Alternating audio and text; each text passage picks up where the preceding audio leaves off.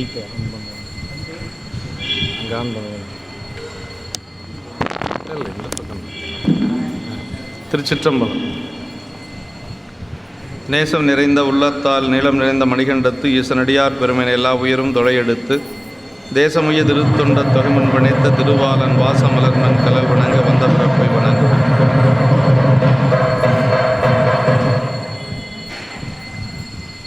தீபாவளி ஒன்றா ஆகலைங்க, புரிஞ்சிருச்சு என்னம்மா? சிற்றம்பலம். நேசம் நிறைந்த உள்ளத்தால் நீளம் நிறைந்த மணிகண்டத்து ஈசனடியார் பெருமையை எல்லா உயிரும் தொலையெடுத்து தேசமுய திருத்தொண்ட தொகைமன் பணித்த திருவாளன் வாசமலர்மன் கழல் வணங்க வந்த பிறப்பை வணங்குவோம். தூக்குசீர் திருத்தொண்ட தொகைவெறி வாக்கினால் சொல்ல வல்லபிரான் எங்கள் பாக்கிய பயனாம் பதிக்குன்றைவாள் சேக்கிழாரடி சென்னி இருத்துவான். எல்லாம் வல்ல பெருமான் அருள்தரும் பணார் மொழியமிடனமர் திரு நனாவுடையாருடைய திருவடிகளை வணங்கி அருள்தரும் வாரணாம்பிகை தாயாருடனவர் அருள்தரும் தொண்டீஸ்வர பெருமானுடைய திருவடி தாமர்களை மனமொழிமைகளாலை வணங்கி எம்பெருமக்கள் நாயன்மாருடைய பொன்னார் திருவடி தாமர்களை முக்கரணங்களாலை வணங்கி உரையாசிரியர் சிவகணையாவுடைய திருவடிகளை நீல நினைந்து தவ திரு தொண்டர்சீர் பருவாருடைய திருவடி தாமர்களை மனம் மொழி மைகளாலை வணங்கி எழுந்தருளி இருக்கக்கூடிய அடியார் பெருமக்களுடைய திருவடியில் எல்லாம் வணங்கி அமைகின்றேன்.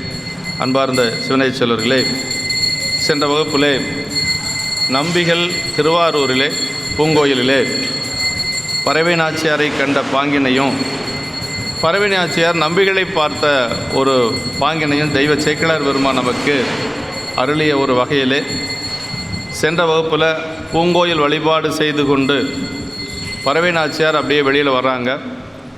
அந்த நேரத்தில் நம்முடைய நம்பிகள் வழிபாடு செய்வதற்காக உள்ளே போகிறார். புற்றிடங்கொண்ட பெருமானை வழிபாடு செய்வதற்காக உள்ளே செல்லுகின்ற பொழுது ரெண்டு பேரும் ஒருவரை ஒருவர் பார்த்து கொள்ளுகிறார்கள். அப்படி அந்த காட்சியை கண்ட காட்சியை சேக்கிழார் பெருமான் நமக்கு அருளுகின்ற பொழுது முதல்ல நம்பிகளுடைய மனநிலையை சொல்கிறார்.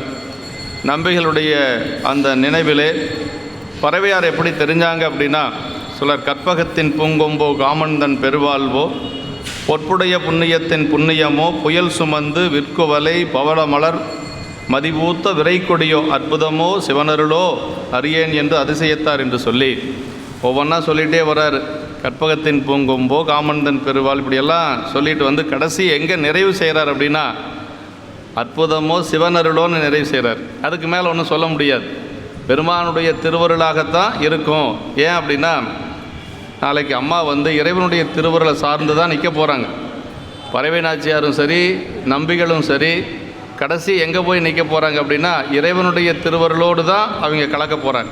அதனால் அந்த சிவனருளோ அப்படின்னா சிவனருளுக்கு மேலே இன்னொன்று சொல்ல முடியாது. ஏன்னா யாராலும் எப்படிப்பட்டவங்கனாலும் அந்த மனம் தெரியாத மனம் இப்போ தெரிஞ்சு போச்சு. அதனால் வந்து அதற்கு காரணம் சிவன் அருள் என்று சொல்லி கடைசியாக நிறைவு செய்து காட்டுகிறார். சென்ற வகுப்பில் நம்ம இதுக்கு விளக்க உரையும் பார்த்தோம். அடுத்து 141 பார்த்துட்டோம்னு நினைக்கிறேன். 42 பார்க்கணும். இப்போ நம்பிகளுடைய இந்த ரெண்டு பேர்த்துக்குள்ளே இப்போ யார் வந்து இடையில நின்னாங்க அப்படின்னா நடுநின்றார் படைமதனார் அப்படிங்கிறார். அப்படின்னா இப்போ இறைவனை வழிபாடு செய்கிறதுக்கு தான் ரெண்டு பேருமே வந்திருக்கிறாங்க. அதில் எப்படி இடையில வந்து மன்மதன் நிற்க முடியும் அப்படின்னா அதுக்கு காரணம் பண்டை விதிங்கிறது தான் காரணம், வேறு ஒன்றும் கிடையாது. பெருமானை வழிபாடு செய்யத்தான் நம்பிகளும் வர்றார். அதே மாதிரி பறவையாரும் பெருமானை வழிபாடு செய்யத்தான் வந்தாங்க.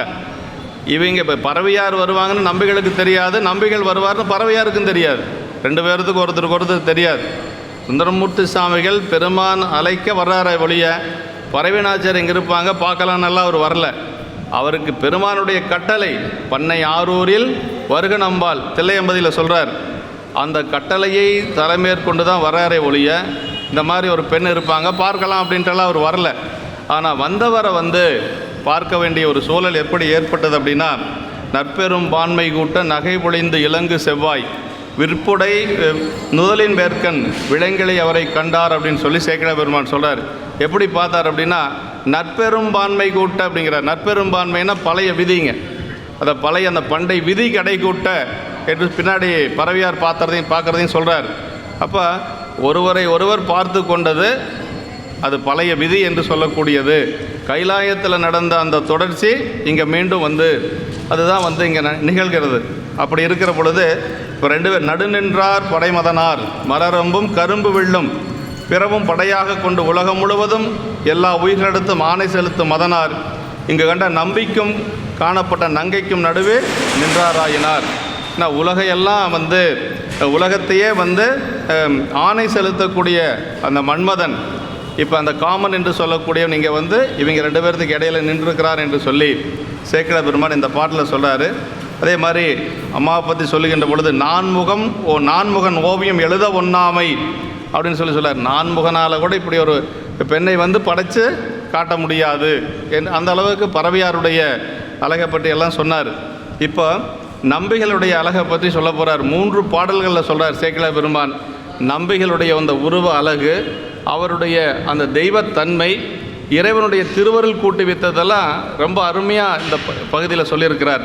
அதில் இந்த 142வது பாட்டில், அதாவது நம்பிகள் வெறும் அழகு மட்டும் அல்ல, அவர் ஒரு அறிவுடையவர், அவர் ஒரு மிகப்பெரிய ஒரு ஞானி அப்படிங்கிறதையும் இந்த பாட்டில் நமக்கு சொல்கிறார் சேக்கிழார் பெருமான். உறவோன் அப்படிங்கிறார். அப்படின்னா அவர் ஒரு மிகச்சிறந்த அறிஞர் அப்படிங்கிறதையும் சொல்கிறார். ஆமாம், அவர் உருவத்தில் மட்டும்தான் அப்படின்ட்டு இல்லை, உள்ளுக்குள்ளேயும் ரொம்ப மெத்த படித்தவர் நம்பி. அதையும் இங்கே சொல்கிறார்.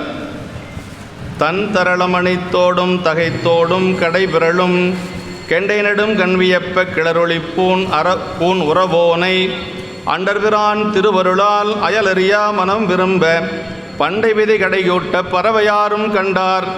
இப்படி நம்பிகள் பழைய விதியின் காரணமாக பறவை நாச்சியாரை பார்த்தாங்களோ அதே மாதிரி பறவை நாச்சியார் எப்படி பார்க்குறாங்க, பண்டை விதி கடையூட்ட பறவையாரும் கண்டார். கைலாயத்தில் அங்கே மலர் பறித்து கொண்டிருக்கிற பொழுது அந்த நந்தவனத்தில் பார்த்ததனுடைய தொடர்ச்சி இல்லைங்களா. மாதவம் செய்த தென் திசை வாழ்ந்திட தீதில்லா திருத்தொண்ட தொகை தர போதுவார் அவர் மேல்மடம் போக்கிட காதல் மாதரும் காட்சியில் கண்ணினார். ஏதோ 2 பெண்களை பார்த்தார் அப்படின்னா அவர் பார்க்கணுன்றெல்லாம் பார்க்கலை, நமக்கு திருத்தொண்ட தொகை வேணும், நம்மெல்லாம் உய்வடைய வேண்டும், அதற்காக அந்த 2 பெண்களை பார்க்கிறார். பெருமானுடைய ஆணையின் காரணமாக இந்த மண்ணுலகத்தில் அவதரிக்கிறார். இன்றைக்கு குடமுழுக்கு, திருநாவலூர் கோயில் இன்றைக்கு குடமுழுக்கு. ஆமாம், நம்ம நம்பிகள் அவதரித்த திருநாவலூர் இன்றைக்கு குடமுழுக்கு. அதனால் அந்த பழைய விதி தான் இதற்கு காரணங்கிறது அங்கேயும் சொல்கிறாரு, இங்கேயும் சொல்கிறாரு. நாளைக்கு சங்கிலி நாச்சியாரை பார்க்குற பொழுதும் சொல்லுவார். சங்கிலி நாச்சியாரை பார்க்குற பொழுது விதியால் கண்ணுற்றார் அப்படின்னு சொல்லுவார். அப்போ எதுவுமே நம்பிகள் தன்னுடைய ஒரு நினைவில் இருந்து செய்யலை அப்படிங்கிறது நம்ம, ஏன்னா எல்லாமே பெருமானுடைய திருவருள் தான் காரணம் அப்படிங்கிறத நம்ம இதில் தெளிவாக புரிஞ்சுக்கணும். அதான் தந்தரளம் அணித்தோடும் தகைத்தோடும் கடைபிரலும் கெண்டை நெடும் கண்வியப்ப கிளரொளி பூன் உறவோனை அப்படின்னா தந்தரளம் அப்படின்னா குளிர்ந்த முத்தும் மணிகளும் இணைந்த தோடுகளையும் தாண்டி ஓடும் தன்மை வாய்ந்த கடைபிரல்கின்ற கெண்டை மீன் போன்ற வடிவமைந்த கண்கள் வியப்படைய. அம்மாவுடைய கண் எப்படி இருக்குது அப்படின்னா குளிர்ந்த ஒரு முத்து போலும், அதே மாதிரி மணிகள் போன்றும் இழைத்த தோடுகளை தாண்டி அம்மா போட்டிருக்கிற தோடில் குளிர்ந்த முத்துக்கள், அது மட்டுமல்ல மணிகளெல்லாம் இழைத்த தோடுகள் போட்டிருக்கிறாங்களாம் பறவைநாச்சருடைய 2 பக்கம் காதுகளில். அதையெல்லாம் தாண்டி ஒரு கெண்டை மீன் அப்படி வயலில் பாய்ந்து கொண்டு இருக்கக்கூடிய நீரில் விளையாடி அது அப்படி பிறன்று கரை மேலே விழுகுமா. அது மாதிரி அந்த கண்ணுக்குள்ளேயே இருக்க வேண்டிய அந்த பார்வை இப்போ எங்கே வருது, அதை தாண்டி வெளியில் வருது அப்படின்னு சொல்லி சேக்கிழார் பெருமான் ஒரு ஓமை சொல்கிறார். அப்படி அது கெண்டை மீன் அப்படிங்கிறது அப்படி குதித்து போடக்கூடிய ஒரு நீரிலிருந்து அப்படி கரை மேலே குதிக்கக்கூடிய ஒரு தன்மை வாய்ந்தது கெண்டை மீன். இப்போ அந்த கண்ணை என்ன செய்தான், அந்த தோடுகளில் இருக்கக்கூடிய மணிகளையெல்லாம் தாண்டி அந்த முத்துக்களை எல்லாம் தாண்டி அதுக்கு மேலே அங்கே இருக்கக்கூடிய நம்பிகள் பக்கம் அந்த பார்வை போகுது. அந்த கெண்டை மீன் போன்ற வடிவமைந்த கண்கள் வியப்படைய எழுந்து வீசும் ஒளிகளில் ஒளிமணிகள் அணிந்த நம்பிகளையினர். அப்படின்னா கிளரொளி அப்படின்னா நம்பிகளுடைய ஒரு திருமேனி, அப்படிப்பட்ட திருமேனி. அதாவது அந்த நம்பிகள் வெள்ளை யானை சருக்கத்தில் நம்முடைய திருவஞ்சை களத்திலிருந்து யானை மீது வரக்கூடிய காட்சி நம்முடைய உபமன்ய முனிவர் எப்படி பார்க்கிறார் அப்படின்னா ஒரு பெரிய பேரொளி போகுதுங்க, அப்படி ஒளிப்பிழம்பாக போகிறார். வெள்ளை யானையும் தெரியல, நம்பிகளும் தெரியல, 1000 ஞாயிறு போன்றதோர் பேரொளினார். அப்போ சுந்தரமூர்த்தி சாமிகளுடைய அந்த காட்சி எப்படி தெரியுது நம்முடைய உபமன்ய முனிவருக்கு அப்படின்னா 1000 ஞாயிறு சூரியன் ஒன்று சேர்ந்து போனால் எப்படி இருக்குமோ அது மாதிரி போயிட்டுருக்கிறார். அந்த அளவுக்கு நம்பிகளுடைய திருமேனி அவ்வளோ ஒளிப்பிழம்பான ஒரு திருமேனி. ஆமாம், இப்போ என்ன சொல்கிறார் அப்படின்னா இங்கே இந்த இடத்துல என்ன சொல்கிறாருன்னா, கண்வியப்ப கிளரொளிப்பூன் உறவோனை அப்படின்னு. கிளரொளி அப்படின்னா ஞாயிற்றினுடைய ஒளி, சூரியனுடைய ஒளி போன்ற அந்த திருமேனியை இப்போ பார்க்கிறார். அப்படி அந்த கண்கள் வந்து ஒளி அணிகள் இணைந்த நம்பிகளை என்ன சொல்லாருங்க, உறவோனை பூன் உறவோனை தேவதேவனாகி சிவபெருமனாது திருவருளினாலே அண்டர்பிரான் திருவருளால்னார். எப்படி பார்த்தாங்க? அண்டர்பிரான் திருவருளால், பெருமானுடைய திருவருட் கருணையினாலே வேறொன்றையும் இதுவரை அறியாத தமது மனம் விருப்பத்தை அடைய. அப்படின்னா இறைவனுடைய திருவருளை தவிர வேறு ஒன்றையும் அறியாத மனம் பறவையாருடைய மனம்ங்க. அம்மா என்ன செய்வாங்க அப்படின்னா, பெருமானுக்கு தொண்டு செய்வாங்க, அந்த பூங்கோயில் இருக்கக்கூடிய பணிகளை எல்லாம் செய்வாங்க, இறைவனுடைய திரு ஓலக்கம் வருகின்ற பொழுது ஆடுவாங்க பாடுவாங்க, இதை தான் செய்வாங்க. வேறு எந்த ஒரு இதுவுமே அம்மாவுக்கு தெரியாது. அம்மாவுக்கு தெரிஞ்சது எல்லாமே ஆரூர் பெருமான் ஒன்று தாங்க. அதான் சொல்ல, அண்டர்பிரான் திருவருளால் அயலறியா மனம் விரும்பினர். பெருமானுடைய திருவருளை தவிர வேறு ஒன்றையும் அறியாத பறவை நாச்சியாருடைய மனம் இப்போ ஒன்றை விரும்புது. அப்படின்னா அதுக்கு என்ன காரணம்? இறைவனுடைய திருவருள் தான் காரணம். இந்த அண்டர்பிரான் திருவருளால் அயலறியா மனம் விரும்ப பண்டை விதி கடைகொட்ட பறவை யாரும் கண்டார் அப்படின்னார்.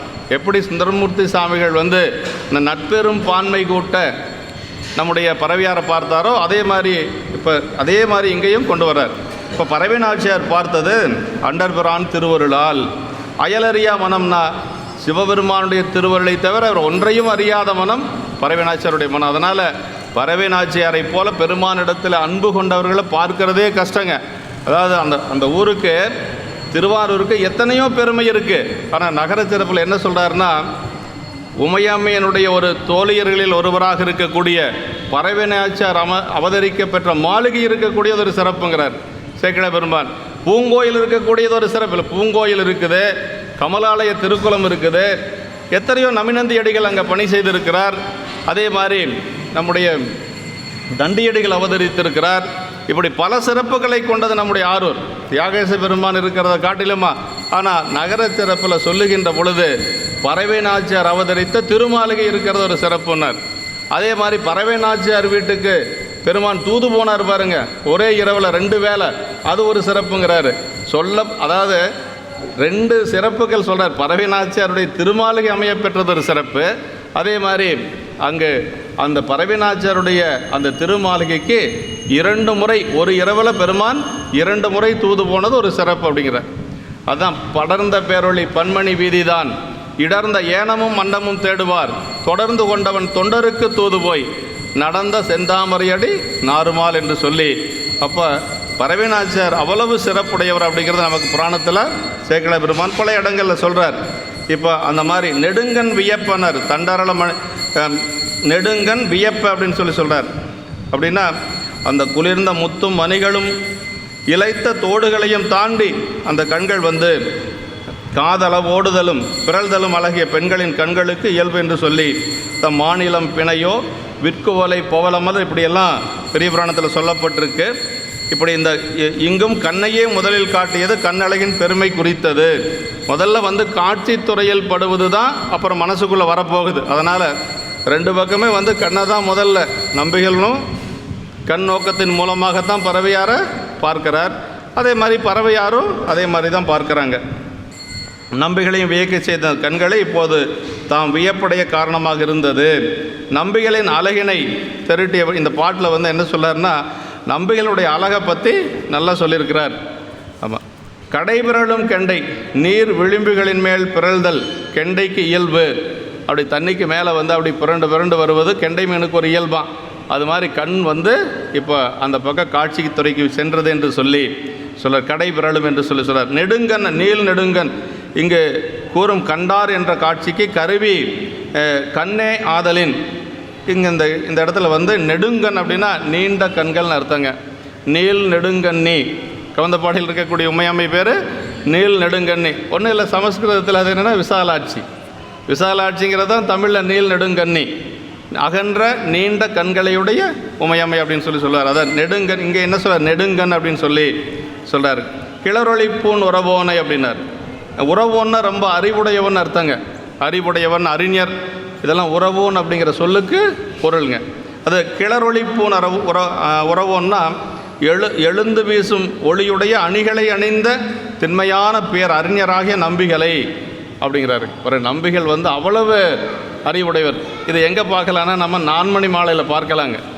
நால்வர் நான்மணி மாலையில் சிவபிரகாஷ் சாமிகள் என்ன சொல்கிறாருன்னா, ஏற்கனவே அவருக்கு வந்து நல்ல ஒரு செல்வத்தில் சிறந்த குபேரன் தோழனாக இருக்கிறார் அழகாபுரியில். சாமி நினச்சாராம் நல்ல அறிவில் சிறந்த ஒரு தோழன் வேணும்னு. அதுக்காக சாமி காத்துட்டு இருந்தாராம். அவர் பாடுறாரு, சிவபிரகாஷ் சாமிகள் பாடுறாருங்க. அதாவது யாருக்காக யார் காத்துட்டு இருந்தாங்கன்னு பாருங்கள். சாமிக்காக நாம் காத்துட்டு இருக்கலாம் இல்லையா, ஆனால் சாமி வந்து சுந்தரருக்காக காத்துட்டு இருந்திருக்கார். அது சிவபிரகாஷ் சாமிகள் நால்வர் நான்மணி மாலையில் சொல்கிறாருங்க. அறிந்து செல்வமுடையா நாம் அழகைப்பதியை தோழமை கொண்டு உறழ்ந்த கல்வியுடையான ஒருவன் வேண்டுமென இருந்து, உறழ்ந்த கல்வியுடையான ஒருவன் வேண்டுமென இருந்து, அறிந்து செல்வமுடையானாம் அழகைப்பதியை தோழமை கொண்டு உறழ்ந்த கல்வியுடையான ஒருவன் வேண்டுமென இருந்து துறந்த முனிவர்தலும் பறவை துணைவா நினை தோழமை கொண்டான் அப்படின்னார். துறந்த முனிவர்தலும் பறவை துணைவா உன்னை தோழமை கொண்டான். எப்படிப்பட்டவர்? சிறந்த அறிவு வடிவாய்த்துகளும் நுதல்கண் பெருமான் அப்படின்னார். அறிவே வடிவமாக இருக்கக்கூடிய சிவபெருமான் நல்ல அறிவில் சிறந்த ஒருத்தர் வேணும்னு காத்துட்டு இருந்தாராம். சுந்தரர் வந்தவுடனே அவர் வந்து தோழராக ஏற்றுக்கொண்டாராம் அப்படின்ட்டு சிவபிரகாஷ் சாமிகள் சொல்கிறாரு. அது எப்படிப்பட்டவர்? துறந்த முனிவர்களும் பறவை துணைவானார். முனிவர்கள் எல்லாம் தொழக்கூடிய அளவுக்கு அவர் வந்து துறவு நிலையில் நின்றவர் நம்முடைய சுந்தரர். 2 பெண்களை திருமணம் செய்து மேலே போயிட்டுருக்கிறார். இப்போ பறவை நாச்சியார், சங்கிலி நாச்சியார் என்று சொல்லி 2 பெண்களை திருமணம் செய்த ஒரு குடும்பத்தில் இருந்து அவர் போகிறாரு. ஆனால் அவரை எல்லாம் துறந்த உபமன்ய முனிவர் வணங்குறார். அதுதான் பெரிய புராணம் நமக்கு காட்டக்கூடிய நெறி. அதாவது திருமணம் ஆச்சா திருமணம் ஆகலையா, பிரம்மச்சரியத்தில் இருந்தாங்களா இல்லையாங்கிறதெல்லாம் கணக்கு இல்லை. இறைவன் மீது எவ்வளவு அன்பு வச்சுருந்தாங்க அப்படிங்கிறதான் கணக்கு. அதான் சொல்கிறார். அப்படி அந்த முனிவர் தொழுகின்ற பொழுது தான் இருந்த சீடர்கள்லாம் கேட்குறாங்க, சிவபெருமானுடைய திருவடியை தவிர யாரையும் வணங்க மாட்டீங்களே, இப்போ எப்படி அந்த ஒளியை பார்த்து வணங்குறீங்க அப்படின்னு உபமன்ய முனிவர்கிட்ட கேட்குறாங்க. சம்புவின் அடித்தாமரை போதலால் எம்பிரான் இறைஞ்சாய் இகுது என், அந்த மாணவர்கள்லாம் கேட்ட கேள்வி. அதுக்கு சொல்கிற பதில் பாருங்கள், வேற ஒன்றும் கிடையாது. நம்பி என்ன பெரிய ராஜாவா அப்படியெல்லாம் ஒன்றும் கிடையாது. தம்பிரானை தன் உள்ளம் தலியவன் நம்பி ஆரூரன் நாம் தொழும் தன்மையன் அப்படின்னார். சொன்னவர் யார்? உபமன்ய முனிவருங்க. அப்போ அதாங்க சொல்கிறாரு, துறந்த முனிவர்களும் பறவை துணைவா நினை தோழமை கொண்டான். எப்படிப்பட்டவன்? சிறந்த அறிவு வடிவாய்த்துகளும் நுதல்கண் பெருமானே என்று சொல்லி நமக்கு 4 மணி மாலையில் நம்முடைய சிவபிரகாஷ் சாமிகள் நேற்று அங்கே போயிட்டு வர்றதுக்கு ஒரு வாய்ப்பு கிடைச்சது திருவருளால். சிவபிரகாஷ் சாமிகள் ஒடுக்கம் வந்து நல்லாற்றூர், நம்முடைய வையாபுரி ஐயா அவர்கள் அவதரித்தது நல்லாத்தூர். நம்ம சித்தாந்த சபை சார்போ வருஷம் அவருடைய திருநட்சத்திரம், வையாபுரியாருடைய திருநட்சத்திரம் நேற்று. அதனால் வந்து அங்கே சென்று இந்த 4 நான்மணி மாலை சிந்திக்கிறதுக்கு ஒரு வாய்ப்பாக அமைய பெற்றது திருவருளால். அது முடிச்சுட்டு இன்றைக்கி வந்து நம்ம இங்கே அதை பற்றி பேச வேண்டிய ஒரு சிவபிரகாஷ் சாமிகள் கற்பனை களஞ்சியம்னு சொல்லுவாங்க. அதாவது நால்வர்களை பற்றி அவ்வளவு சிறப்பாக எல்லாமே சொல்லியிருக்கிறார். 40 பாடல்கள், ஒவ்வொருவருக்கும் 10 பாடல்கள். அதான் 4 மணி மாலை என்று சொல்லி அந்த நூல் அருமையான நூல். வையாபுரி ஐயாவுக்கு ரொம்ப ரொம்ப பிடித்தமான நூல் அந்த 4 மணி மாலை. நம்ம ஏதாவது சிறப்பு வகுப்புகளில் வந்து அது 4 மணி மாலையில் ஒரு பாடல் சொல்லிட்டா அப்படியே கண்ணை மூடி கேட்டுட்ருப்பார், அப்படியே முகம் மலர்ந்துடும் அவருக்கு. அப்புறம் மறுபடியும் பேசி முடித்த பின்னாடி நம்மகிட்ட அந்த பாடல் பற்றி பேசுவார். அவ்வளவு ஒரு நல்ல நூல் அந்த 4 மணி மாலை. அதெல்லாம் நம்ம படிக்கணுங்க. உரையெல்லாம் இருக்குது, அது கண்டிப்பாக அந்த 4 மணி மாலை படிக்கணும். அதில் தான் சொல்கிறார், அந்த உறழ்ந்த கல்வியுடையானும் ஒருவன் வேண்டுமென விருந்துங்கிறார். இங்கே உறவோனை அப்படின்னா அறிவுடையவனை அப்படின்னு அர்த்தங்க, அறிஞர் அப்படின்னு அர்த்தங்க. இப்போ நம்பிகள் வந்து பார்க்கறதுக்கு அழகு மட்டுமல்ல, அறிவும் உடையவர் நம்பி, ரெண்டும் வேணும் இல்லைங்களா? அதான் சொல்கிறார். அப்படி அந்த சொல்கிறார், அணிபுனைந்த சாந்தமும் மாலையும். அப்போ 1000 சூரியன் ஒன்று சேர்ந்தால் எப்படி இருக்கும், அது மாதிரி ஒளிப்புலம்பாக இருக்கக்கூடிய திருமேனி சுந்தருடைய திருமேனி. திருமலை சிறப்பிலேயே சொல்கிறாங்க. இப்போ அதே மாதிரி இங்கேயும் என்ன சொல்கிறார், கிளரொளிப்பூன் உறவோனை. அப்படியே அந்த திருமேனி வந்து அப்படி ஒரு அந்த இயற்கையாகவே ஒளி இருக்கக்கூடிய திருமேனி. கண்கள் எண்ணில்லாதன வேண்டும் காலையை காண என்பார். எங்கே சொல்கிறாரு? தடுத்தாட்கொண்ட புராணத்தில். இதே தடுத்தாட்கொண்ட புராணத்தில் சடங்க விசுவாசியருடைய மகளாரை திருமணம் செய்வதற்காக குதிரையில் வந்துட்டுருக்கிறார். அப்படி குதிரையில் வந்துட்டுருக்கிற பொழுது சேக்கிழ பெருமான் சொல்கிறாருங்க, கண்கள் எண்ணில்லாதன வேண்டும் காலையை காண என்பார். 2 கண்ணு போதாதான். சுந்தருடைய அழகை பார்க்கறதுக்கு 2 கண் போதாது. பரவினாச்சாருடைய அழகெல்லாம் இருக்கட்டு, அதுக்கு மேலே சுந்தரருடைய அழகு எப்படின்னா 2 கண் போதாதுன்னு சேக்கிழார் பெருமான் சொல்றார். கண்கள் எண்ணில்லாதன வேண்டும் காளையை காண என்பார், பெண்களில் உயரநோற்றால் சடங்கவி பேதை என்பார். அந்த பெண்கள் எல்லாம் பேசுகிறாங்க. சடங்கவி சிவாச்சாரியருடைய மகள் வந்து திருமண பெண், அந்த திருமண பெண்ணுடைய தோழியெல்லாம் பேசிக்கிறாங்களாம். இந்த பெண்ணை பார்க்கறதுக்கு 2 கண் போதாது, நம்ம எல்லார்த்த விட ரொம்ப புண்ணியம் செஞ்சது யார்? சடங்கவியாருடைய மகள் தான். திருமணம் ஆகிறதுக்கு முன்னாடி மணமகனை பார்க்கலாம், பெண்கள் என்ன வேணாலும் பேசலாம், திருமணம் ஆயிருச்சுன்னா மீண்டும் பார்க்கக்கூடாது. இதெல்லாம் நம்மளுடைய ஒரு கலாச்சாரமாக இருக்கக்கூடியது. திருமணத்துக்கு வர மாப்பிள்ளை பையனை அந்த பெண்களெல்லாம் அப்படி பேசிகிட்டு இருக்கிறாங்க. கண்கள் எண்ணில்லாதன வேண்டும் காளையை காண என்பார், பெண்களில் உயர நோற்றால் சடங்கவி பேதை என்பார், மண்களி கூற வந்த மனம் கண்டு வாழ்ந்தோம் என்பார், பண்களில் இனிய கீதம் பாடுவார் ஆடுவார்கள் என்று சொல்லி அப்படி ஆடி பாடிக்கொண்டு அந்த பெண்களெல்லாம் நம்பிகளுடைய அழகை பார்த்துட்டு இருக்கிறாங்களாம். அது அந்த பெண்கள்லாம் இருக்கிற பகுதிக்கு அந்த குதிரை வருது. அப்படி அந்த குதிரை வருகின்ற பொழுது தாண்டி தாண்டி வந்த குதிரை அங்கே வந்து அப்படி நடந்து வந்து தான் சேக்கிழார் பெருமான் சொல்லார், அந்த பெண்களெல்லாம் சுந்தரரை நல்லா பார்க்கணுமா, தாண்டிய பரியும் நம்பால் தகுதியில் நடந்தது என்பாருங்கிறார் சேக்கிழார் பெருமான். அதை கூட வந்து அப்படி சரீரத்துக்கு ஏற்றார் போல் சேக்கிழார் பெருமான் சொல்கிறார். அது எப்படி குதிரை குதிச்சு தானே வரும். அந்த பெண்கள்லாம் இருந்த பகுதிக்கு வந்த உடனே இவருடைய அழகை எல்லாரும் நல்லா பார்க்கணும் அப்படின்னு சொல்லி அந்த குதிரை என்ன செஞ்சுதான் அப்படி மெதுவாக நடந்து வந்து தான். அதே மாதிரி சூரியன் பார்த்தானா இவருடைய அழகு இன்றைக்கி தான் முழுமையாக பார்க்க முடியும். அதனால் சொல்கிறாருங்க, சூரியன் காமுறு முகத்தான் போல காமுறு மனத்தான் போல கதிரவன் உதயம் செய்தான் அப்படின்னார். அப்படியே அந்த அழகை பார்க்கறதுக்கு தேமரு தொடையல் மார்பன் திருமண கோலம் காண, அந்த திருமணத்தை பார்க்க முடியாது, ஏன்னா நடக்க போகிறதில்ல. அதனால் திருமண கோலம் காண தேமரு தொடையல் மார்பன் திருமண கோலம் காண காமுறு மனத்தான் போல கதிரவன் உதயம் செய்தான் அப்படின்னார். அப்படியே அவர் மேலே அவர் அன்பு கொண்டு காதல் கொண்டு சூரியன் உதித்து வந்தான் என்று சொல்லி சேக்கிழார் பெருமான் அங்கே சொல்லுவார். அந்த ஒளி தான் இப்போ பரவினாசியார் பார்க்குறாங்க. ஆமாம், இப்படியெல்லாம் இயற்கையோடு சேர்த்து சேக்கிழார் பெருமான் சில இடங்களை நமக்கு சொல்லுவார். இங்கே என்ன சொல்லார், அதான் கிளரொளி பூன் உறவோனை, இங்கே வந்து அந்த அழகோடு சேர்த்து அறிவையும் சொல்கிறார், அறிஞர் என்று சொல்லி சொல்கிறார். அப்படி கிளரொளி பூன் உறவோனை கண்டார் என்று குறிப்பித்தார். மைந்தருக்கு மார்பமே விளக்கம் பெறுதல் அமைவதானும் மண்டமார் கடல் நின்று என்று சொல்லி, அதாவது அதே மாதிரி பின்னாடி என்ன சொல்ல போகிறாங்க, முன்னே வந்து எதிர் தோன்றும் முருகனோன்னு அடுத்த பாட்டில் வருது. அதை அப்புறம் நம்ம சிந்திக்கலாம். இப்படி உறவோன் அப்படின்னா அறிவின் வழியுடையவன், உரன் என்னும் தோட்டையான் என்று சொல்லி நமக்கு வள்ளுவ பெருமானும் சொல்கிறார். அப்போ அறிவுடையவன் அப்படின்னு அர்த்தம். அறிவின் வழியராயினும் பறவையார் திறத்து மெலிந்தமை சிவனருள் பிரேரணையாம் என்று சொல்லி, அப்படி அறிவில் சிறந்தவராக இருந்தாலும் கூட பறவையாரிடத்து வந்து அவருடைய மனம் மெலிந்ததுக்கு என்ன காரணம் அப்படின்னா அதுதான் இறைவனுடைய திருவருள் பிரேரணை என்று சொல்லி ஐயா அவர்கள் வந்து உரை சொல்லியிருக்கிறாங்க. உரத்தின் வலம் பெருகி என்று சொல்லி, அருளால் இதுவரை கடைவிரலாத கெண்டைக்கண் இப்போது கண்டது அருளாலை அன்றி பிரிதொன்றால் அன்று பூங்கோயில் உள்ளவரை வணங்க போதுவார். அவ்வாறு போதும்போது கண்ணவனை அல்லாது காணா என்று சொல்லி 11ஆம் திருமுறையில் சொல்லுவது போல பெருமானுடைய திருவடியை தவிர எதையும் பார்க்காத இப்போ பறவையார் வந்து பார்த்துட்டாங்க. இப்போ அதை கங்குள் பகல் எங்கன் மற்றொன்றும் காணற்கன்னு திருவெம்பாவை வருது இல்லைங்களா, அது மாதிரி இருந்த நிலையில் நின்றவர் பறவைநாச்சியார். இந்த உருத்தர பல்கணத்தார் என்று சொல்லக்கூடிய அந்த பதியிலார் என்று சொல்லக்கூடிய குலம், பதியிலார் அப்படின்னா இறைவனை தவிர வேறு பற்றுக்கோடு இல்லாத பெண்கள், வேறு யாரையும் அவங்க வந்து எடுத்துக்க மாட்டாங்க. ஆனால் நம்பிகளை பார்த்தது அந்த பண்டை விதி அப்படிங்கிறது.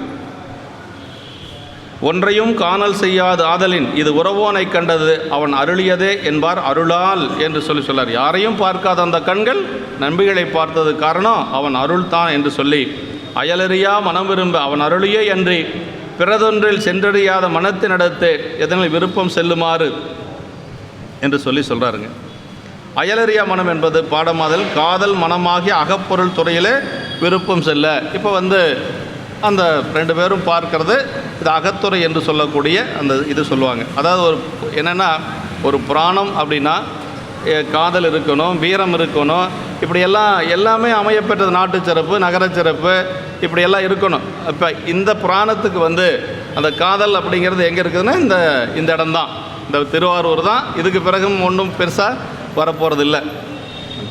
அயலறியா மனம் விரும்ப அவன் அருளியை அன்றி பிரிதொன்றில் சென்றறியாத மனத்தினிடத்து இதனால் விருப்பம் செல்லுமாறு என்று சொல்லி சொல்லார். கடை கூட்டன்னா முடித்து வைக்க என்று சொல்லி, அதாவது பிரிந்ததை கூட்டி வைக்க என்று சொல்லி சொல்கிறார்.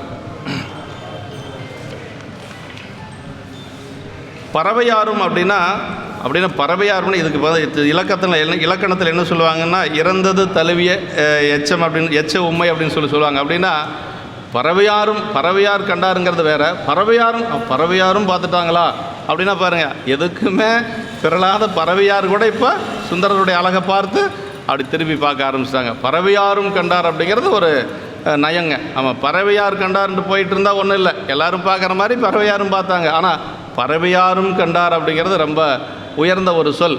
அப்படின்னா பறவையார் அவ்வளவு அந்த ஒரு கட்டுப்பாடாக பெருமானுடைய திருவருளை தவிர வேறு எதுலேயும் மனம் செல்லாத பறவையார். அதனால் பறவையாரும் கண்டார் அப்படின்னு சொல்லி சொல்லார். இருவரும் நோக்கும் தழுவாத வழி நோக்குதலால் பயனில்லையாதலின் உண்மை கொடுத்து கூறியவாறு என்று சொல்லி சொல்லார். நம்பிகளும் இந்த 2 பெண்களை தவிர வேறு யாரையும் அந்த மாதிரி நோக்கத்தில் பார்க்கவே இல்லை. இன்னும் சொல்லப்போனால் முதல் திருமணம் ஆச்சு இல்லைங்களா, திருமணம் ஏற்பாடெல்லாம் நடந்ததில்லை, நின்று போன திருமணம் தடுத்தாட்கொண்ட புராணத்தில் அந்த சடங்கவியாருடைய திருமகளாரை பார்த்ததாக எந்த இடத்துலையுமே இல்லை. அதுதான் ஒரு சிறப்பு.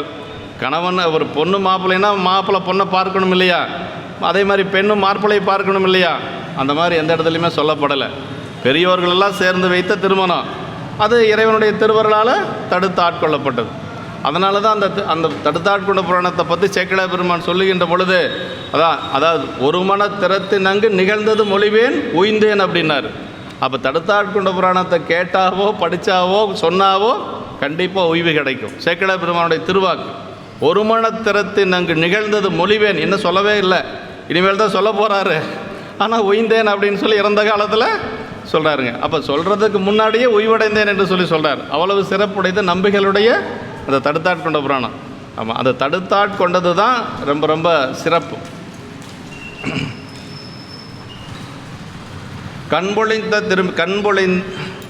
பறவையாரும் அப்படிங்கிறது அதை இறந்தது தழுவிய எச்ச உண்மை என்று சொல்லி இலக்கணத்தில் சொல்லுவாங்க. கண்ணோடு கண்ணினை நோக்கோக்கின் வாய்ச்சொல்லில் என்ன பயன் என்று சொல்லி வள்ளுவ பெருமான் சொல்லுவார். கண்ணும் பார்த்துருச்சுன்னா வாயில் பேசுகிறதுக்கு ஒன்றும் இல்லை என்று சொல்லி அது காதல் அகத்துறை அப்படிங்கிறதுல வள்ளுவ பெருமானும் சொல்கிறாருங்க. அடுத்த திருப்பாட்டும் அவருடைய அழகை வேதம் சொல்கிறார். 3 பாட்டுமே நம்பிகளுடைய அழகை தான் சொல்கிறார். அடுத்த திருப்பாட்டில் கண்கொள்ளா கவின் பொழிந்த திருமேனி கதிர் விரிப்ப விண்கொள்ளா பேரொழியான் எதிர் நோக்கும் மெல்லியலுக்கு எண்கொள்ளா காதலின் முன்பு எய்தாததொரு வேட்கை மண்கொள்ளா நான் மடம் அச்சம் பயிர்ப்பை வழிந்து எழும். பெண்களுக்கு இருக்கக்கூடிய குணங்களில் நாணம், மடமை, அச்சம், பயிர்ப்பை என்று சொல்லக்கூடிய 4 குணங்கள். இதையெல்லாம் மேலே எழுந்து அந்த ஆசை அவரை பார்த்தது, இதையெல்லாம் அடக்கி அந்த உணர்வு மேலே வந்தது என்று சொல்லி சேக்கிழார் பெருமான் இந்த பாட்டில் சொல்கிறார். கண்கொள்ளா கவின் பொழிந்தனர். கவின்னா அழகுங்க. கவினை தருவது நீர் அப்படின்னு சொல்லி சொல்கிறோம் இல்லையா. கவின்னா அழகு. ஏற்கனவே அழகாக இருக்கக்கூடிய குழந்தைகளுக்கு திருநீர் பூசினா இன்னும் அழகாக இருக்கும். அழகே இல்லாதவங்களுக்கு திருநீர் பூசினாலும் அழகாக இருப்பாங்க. அது கவின் அப்படிங்கிறது அழகுன்னு அர்த்தங்க. காண இணையது நீர் கவினை தருவது நீர் என்று சொல்லி திருநீரான நம்ம போய் கல்யாணத்தில் குழந்தைகளுக்கு பூசி விட்டோம்னா பின்னாடியே போய் அழிச்சு விட்ருவாங்க. ஃபோட்டோ எடுக்கிறதுக்கு அதெல்லாம் இருக்கக்கூடாது அப்படின்னு நினைக்கிறாங்க. நான் நிறைய இடத்துல பார்த்துட்டேன். நல்ல உரைப்புடைய அடியாருடைய திருமணத்தில் மட்டும்தான் திருநீர் பூசி இருக்கணும்னு பெரியவங்க திருநீர் பூசி சொல்கிறாங்களா வழியா. மற்ற இடத்துல போனோம்னா நம்ம மேலேறி பூசிட்டு வருவோம், இந்த பக்கம் போய் அவள் அழிச்சு விட்ருவாங்க, கரிசி வச்சு அழிச்சு விட்ருவாங்க. என்ன பண்ணுறது, வேணால் நம்ம செய்ய வேண்டியதாக இருக்குது. அதனால் அப்படி இல்லை. அதை கவினை தருவது அது ஒரு அழகு. அந்த அழகு அவனுக்கு ரசிக்கிறதுக்கு இல்லை. அதான் அதை கண்கொள்ளா கவின் பொழிந்த திருமேனி கதிர் விரிப்பனர். கண்கொள்ளா கவின் பொழியன் கண் பார்வைக்கு அடங்காத கண் காண கூசும்படி மிகுந்த அழகு பொழிந்த திருமேனினர். சிவபெருமானுடைய திருமேனி தான் நம்பிகள்ங்க. ஆடி முன்பு நின்று சுந்தரா வா அப்படின்னாராம், அவர் வெளியில் வந்துட்டாராம். அதுதான் பேரூர் புராணத்தில் இருக்குது. பேரூர் புராணத்தில் கச்சியப்ப முனிவர் பாடியிருக்கிறார். ஆமாம், ஆடி முன்பாக நின்று பெருமான் அந்த அழகை பார்த்து வெளியில் வானதும் சுந்தரர் வந்தது தான் சுந்தரர். ஆளாள சுந்தரர் நான் சொல்கிறது. ஆளாள சுந்தரர் அப்படி தான் வந்தது. அப்போ பெருமானுடைய அழகு அப்படியே அமைய பெற்றவர் சுந்தரர். அது சுந்தரம்னாவே அழகு தானே இல்லையா, சுந்தரர்னாவே அழகு தான். அப்படி அந்த அழகு பொழிந்த திருமேனியில வீசும் கிரணங்களின் விரிவு ஆகாயத்தின் பட்டு அடங்காத பெறுகின்ற பெரிய ஒளி உருவமுடைய நம்பிகளை, பெரிய ஒளி உருவமுடைய நம்பிகள் அப்படிங்கிறார். அதான் இன்னும் முருகப்பெருமானை சொல்கிற பொழுது சொல்லுவாங்க, அருவமும் உருவமாகி அனாதியாய் பிளம்பாய் ஒன்றாய் பிரம்மமாய் நின்ற சோதி பிளம்பது மேனியாகி. சோதி பிளம்பே திருமேனியாக இருக்கக்கூடியது முருகப்பெருமானுடைய திருமேனி. அடுத்த பாட்டில் முருகனோன்னு வேற சொல்ல போகிறாங்க, அம்மா நினைக்க போகிறாங்க. அதுக்கு தகுந்த மாதிரி இந்த பாட்டிலேயே அந்த ஒளி பிளம்பான ஒரு திருமேனி நம்பிகளுடைய திருமேனி. இதுக்கு உதாரணம் நமக்கு திருமலை சிறப்பு இல்லையா? 1000 ஞாயிறு போன்றதோர் பேரொழினார். 1000 சூரியன் ஒன்று சேர்ந்தால் எப்படி இருக்கும், அது மாதிரி நம்பிகளுடைய அந்த திருமேனியினுடைய ஒளி பிளம்பு அப்படி இருந்து தான் கைலாயத்தில். அது பார்த்தவர் சொல்கிறார், உபமன்ய முனிவர் சொல்கிறார் இல்லையா? அதான் இங்கே சொல்கிறார். அப்படி ஆகாயத்தின் உட்பட்டு அடங்காது பெருகுகின்ற பெரிய ஒளி உருவமுடைய நம்பிகளை, ஒளி உருவமுடைய நம்பிகள். பெரியவங்களுக்கு அந்த திருமேனி எப்படின்னா, நம்மளுடைய திருமேனி எல்லாம் அசுத்தமாயனுடைய திருமேனிங்க. நம்மளுடைய கரணங்கள் எல்லாம் பசு கரணங்கள் இல்லையா? அந்த பெரியவங்களுடைய திருமேனி எல்லாம் பதிகரணங்கள். அது நம்முடைய திருக்களிட்டுப்படியாரில் ஒரு இடத்துல வரும், பாலை நெய்தல் பாடியதும் பாம்பொழிய பாடியதும், அதே மாதிரி முதலியுண்ட பாலனை மீட்டதும் அவர் கரணம் நம் கரணம் போல் அல்லாமைக்கான் அப்படின்னு வரும். அவங்கெல்லாம் செஞ்சாங்கிறதுக்காக நம்மளும் போய் பாம்பு கிடைச்சி ஒரு குழந்தைய வச்சு நான் உயிர்ப்பிக்கிறேன்னு சொல்லி எல்லாம் வித்தையெல்லாம் காட்டக்கூடாது.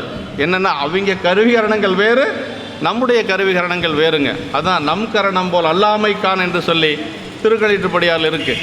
அப்போ நம்மளுடைய கருவிகரணங்கள் பசுகரணங்கள், அவங்களுடைய கருவிகரணங்கள் பதிகரணங்கள். அதான் சொல்கிறார், ஊனுயிர் வேறு செய்தான் ஒடித்தான் மலை உத்தமனேன்னு சொல்லி சொல்கிறார் இல்லையா? நம்பிகள் பாடுறார் இல்லையா? அப்படின்னா இந்த உடம்பையும் உயிரையும் வேறாக்கினார். அப்படின்னா என்ன அர்த்தம்னா, இந்த உடம்போடு தான் போகிறாரு, ஆனால் அந்த உடம்பு எப்படி தெரியுது அப்படின்னா ஒளிப்பிளம்பாக தெரியுதுங்க. அப்படின்னா பசுக்கரணங்களாக இருந்த உடம்பு எப்படி இருக்குது அப்படின்னா இப்போ பதிகரணமாக மாறிற்று என்று சொல்லி சிவகுணிய உரை எழுதுகிறார். அப்படி நம்பிகளுடைய அந்த திருமேனி அவ்வளவு சிறப்புடைய விண்கொள்ளா பேரொழியான் எதிர்நோக்கும் எல்லியலுக்கு விண்கொள்ளா பேரொழி அப்படிங்கிறார். அதான் வானத்திலே அடங்காத ஒரு பெரிய ஒளி போன்ற திருமேனி நம்பிகளுடைய திருமேனி என்று சொல்லி சொல்றார். எதிர்நோக்கும் மெல்லியலுக்கு அவர் கண்ட நோக்குடன் ஒன்றுபட எதிரே நோக்குகின்ற மென்மையாகிய இயலை வாய்ந்த பறவையாருக்கு. இப்போ பறவையாருக்கு அப்படி தெரியுது, அவருடைய திருமேனியை பார்த்தா ரொம்ப சாதாரணமாக ஒருத்தரை பார்க்குற மாதிரி இல்லை, இது வரைக்கும் பார்க்காத ஒரு திருமேன். இது வரைக்கும் அந்த மாதிரி யாரையும் அம்மா பார்த்தது இல்லை. அதே மாதிரி தான் நம்முடைய இப்போ எப்படி நம்பிகளுடைய அழகோ அதே மாதிரி சேரமான் பெருமான் நாயனருடைய அழகு. 2 பேரும் சேர்ந்து அந்த மலைநாட்டில் போகிற பொழுது எப்படி இருந்திருக்கு யோசனை பண்ணி பாருங்கள். சேரமான் பெருமான் நாயனுடைய கண்களை சொல்லுகின்ற பொழுதே சேக்கிழா பெருமான் என்ன சொல்லார் தெரியுங்களா? காளை மலர் செங்கமலக்கண் களரிற்றறிவார்னு கூடம்பார்.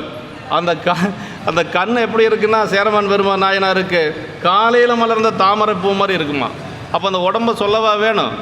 அப்படின்னா அவங்களுடைய திருமேனையெல்லாம் அவ்வளவு பெருமானுடைய திருவருளால் வாய்க்கப்பெற்ற உருவம். அதெல்லாம் காளை மலர் செங்கமல களரிற்றறிவாருடன் கூட ஆலமுண்டார் திருக்கையிலை அணைந்தது அறிந்தபடி உரை செய்வாம் அப்படின்னார். முதல் பாட்டே அதுதானுங்க.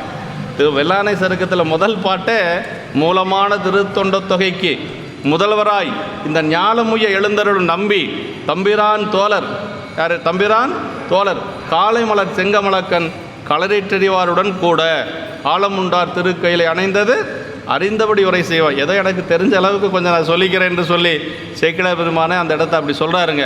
அந்த இடத்துல அவருடைய அழகை சொல்லுகின்ற பொழுது கண்ணை மட்டும் சொல்கிறாரு, காளை மலர் செங்கமலக்கண் அப்படின்னு சொல்லி சொல்கிறார். அப்படி 2 பேரும் செல்லுகின்ற பொழுது அந்த மலைநாட்டு மக்கள் எல்லாம் இவர்களை பார்க்கறதுக்கு, இவர் நம்பிகள் இங்கே எழுந்தருள் செஞ்சதுக்கு நாம் இந்த மலைநாடே புண்ணியம் செஞ்சுருக்கணும் என்று சொல்லி இந்த மக்களெல்லாம் பேசுகிற மாதிரி நமக்கு வெள்ளானை சருக்கத்தில் வரும். இப்படியெல்லாம் நம்முடைய நம்பிகளுடைய அழகு அது மாதிரி ஒரு அழகு.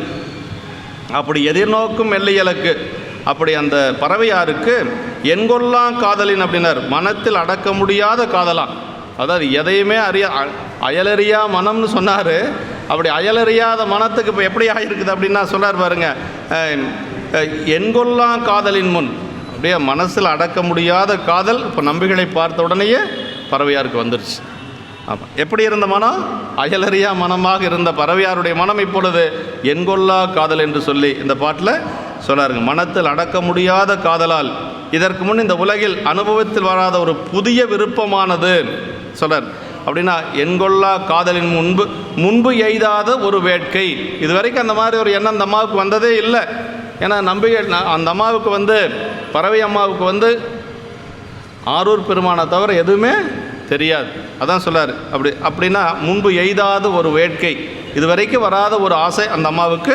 அந்த மண்கொள்ளா நான் மடம் அச்சம் பயிர்ப்பை வழிந்தலும் என்று சொல்லி அப்படியே இந்த உலகத்தில் அனுபவத்தில் வராத ஒரு புதிய விருப்பமானது இந்த உலகத்துள்ளார் எவரும் இதுவரை காப்பாற்றி கொள்ளாத அளவிலே தாம் கை கொண்டு ஒழுகிய, அதாவது என்ன சொல்றார், நாணம் மடம் அச்சம் பயிர்ப்பு என்று பெண்மை குணங்கள் 4 அடக்கி மேலே எழுந்தது என்று சொல்லி அதையெல்லாம் மீறி அந்த ஒரு ஆசை வந்து இதுவரைக்கும் வராத ஒரு ஆசை பறவைநாச்சியாருக்கு இப்போ மனசுக்குள்ளே வந்திருக்குது என்று சொல்லி சொல்கிறார்.